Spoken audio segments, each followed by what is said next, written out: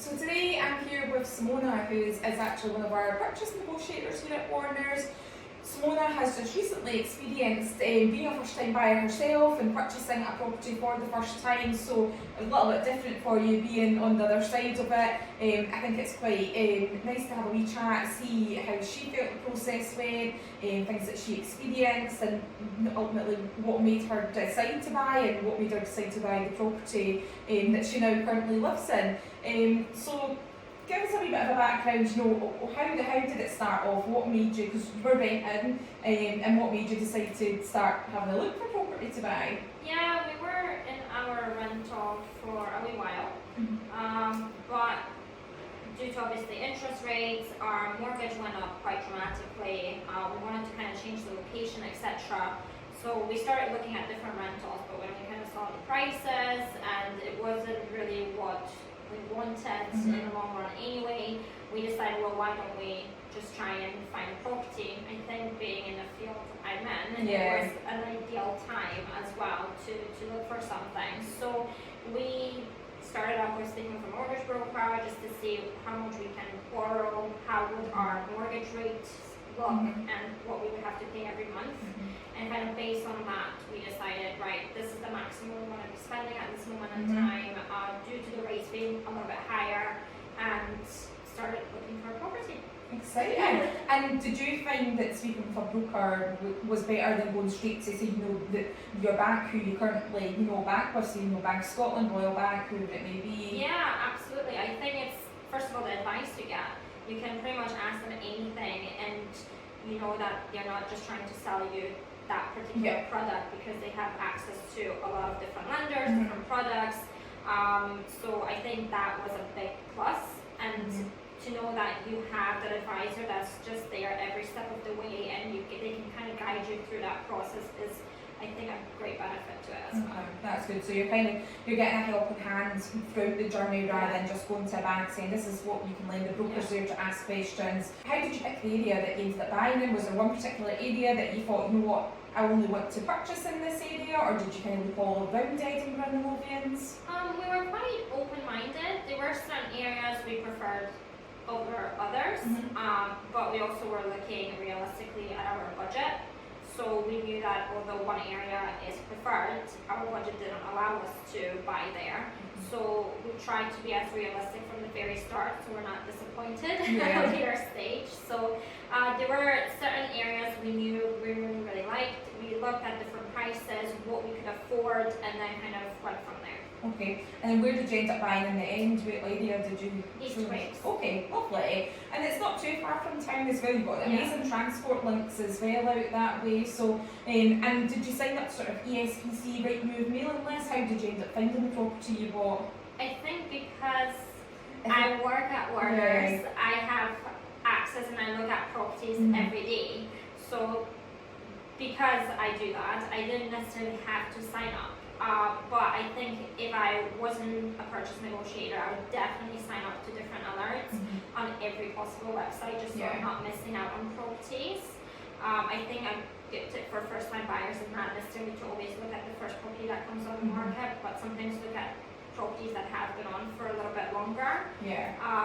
Because there's a little bit more room for negotiation. You've got a tight budget as well, and a new property that comes onto the market, of course, sellers looking to get as much as possible. And so ultimately, how long did it take for you to find the property that you now live in? I think we were very lucky because we found the property we offered on and were successful within a month. Wow. So that was very quick, but I think being realistic from the start really helped, because we weren't disappointed on missing out on properties. We knew our budget, we knew kind of where to start looking and what price brackets in order to, let's say, also offer overwhelming valuation.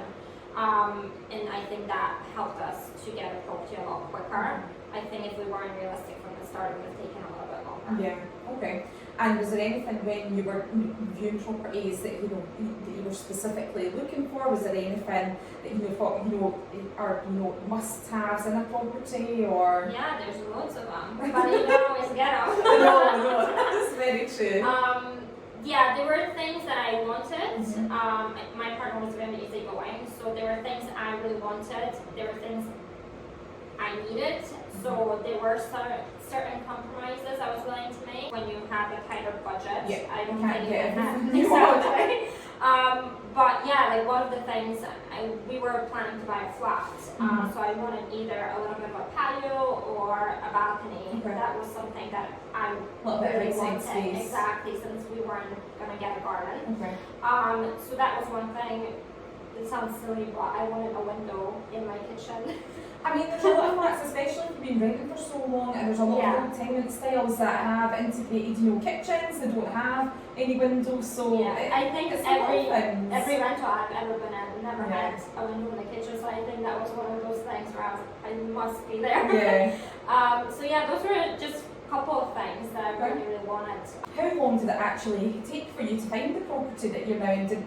You said it was quite a quick process, but did you view 10, 15 properties or? Yeah, within that month we viewed about, I would say, 12 properties. So it was quite intense. We were trying to view as many as we could, and we were quite specific as to what we wanted as well. So whenever a property went on the market that was, or it looked like it was of interest to ourselves, we went and viewed it as soon as possible. Okay. We viewed some properties that have been on the market for a little bit longer as well, so we've done both.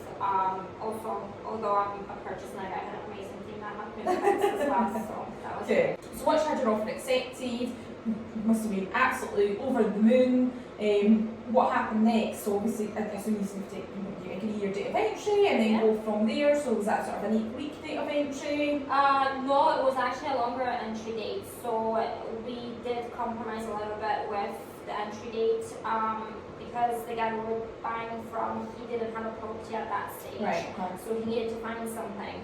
He was willing to kind of agree the price with a longer entry date, which we have agreed. We were absolutely fine with that. But later down the line, when he's also bought a property, there was a little bit of a hiccup with entry dates because it was moved forward, then some of the buyers wanted to move it back. But at the end of the day, we've all kind of worked together to get a set entry. That's good. And then sometimes it happens that way. There needs to be a little bit of negotiation when it comes to dates of entries, because especially if there's a little bit of a chain involved, everybody's trying to accommodate everybody else. But it sounds like ultimately it went to plan, and you're settled as well now. So once you got your keys, did you move in straight away, or was there bits and bobs you wanted to do to the flat before moving in?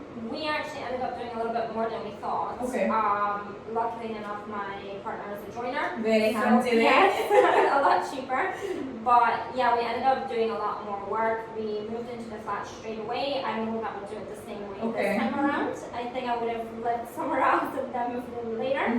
But yeah, we ended up doing a little bit and pieces here and there. It wasn't major works, but it still has taken up a little bit of time. Okay. And do you think this is a forever home, or is it just a stopgap for the next few years? What's the plans? I don't think it's a forever home. I think it's a really nice flat, and I will be gutted when we need to sell it because I do really like it.